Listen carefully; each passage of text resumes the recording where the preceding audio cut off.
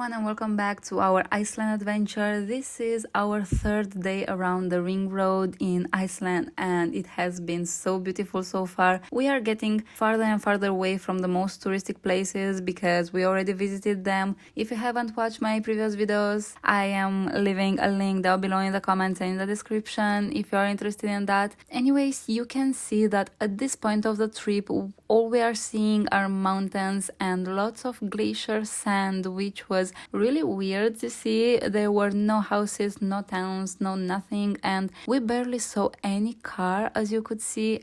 So we have randomly stopped very close to the next destination. It is this place, but it has a lot of information about the eruptions and the flood that has been around here. And also you can see around me the views around here are very beautiful. We've been seeing like this view for the past, I think, half an hour minimum, so it is so incredibly beautiful around here. I will leave on the screen everything that it's written here. Feel free to pause the video and read if you're interested. I try to include everything there is. Right now I am showing you a lot of text, so feel free to pause this video a lot of times in order to read it. For example, we read here that it is prohibited to go off-road with your road because it could damage the natural environment of Iceland. And we also read about how you can hike on the tallest mountain in Iceland, but it is really dangerous, so you should go with a guide. I really loved these information boards because local people really want to educate the visitors here to know more about how fragile the environment is. So if you read this, you will also learn how difficult it was for them to build this road and how it can easily be affected by natural disasters. In general, if one part of this road is destroyed, then you can't turn around. You have to go all around the island to go back to Reykjavik, which is crazy. Anyways, I feel like this part of Iceland is super underrated. Most tourists stop at Vik and all the very famous waterfalls and the Golden Circle. So if you have enough time, make sure you also drive around here because you will not regret it. It is 100% worth it. Anyways, after this stop, we went directly to the next waterfalls and I will talk in a moment about the parking. So we have arrived in the Skaftafell Parking and I think we will do a walk. Let's call it a short trail, but I mean a medium trail. I think we will walk for around 1 hour and a half. And right now we have just started it and the parking is 1,000, which is around €6, like in most places.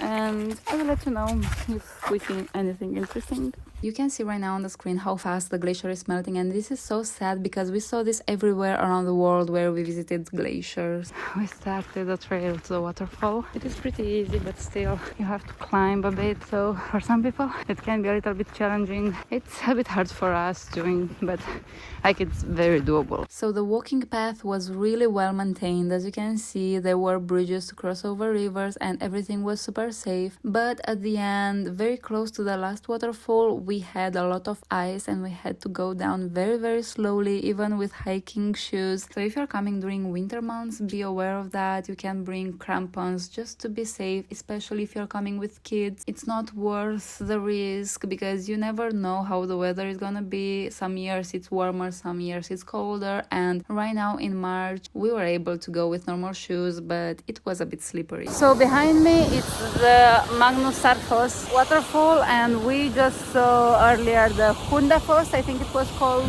and we are going forward to see the third waterfall, maybe the fourth, but I don't understand it, even from the reviews where that is, even from the tourist place. So I guess we'll see it if we find it. But this waterfall and also the one from earlier, they are very beautiful. It's really worth the hike. You have to climb a lot, but it's worth it in my opinion if it's not winter. So right now I will just show you some more videos from this waterfall so that you can enjoy it before we continue with our walking path towards the third, and also it was the final waterfall we saw in that day. Anyways, feel free to pause this video right now to read about the basalt columns that you can see all around this waterfall. And basically it's so interesting that it's a natural process process of what happens after the lava cools down and the process of contraction begins. And you can see all these hexagon shapes, so you can read more over there. And you will also see these basalt columns everywhere around the black sand beach, the famous one in Iceland, which is really interesting. You can see right now I'm zooming in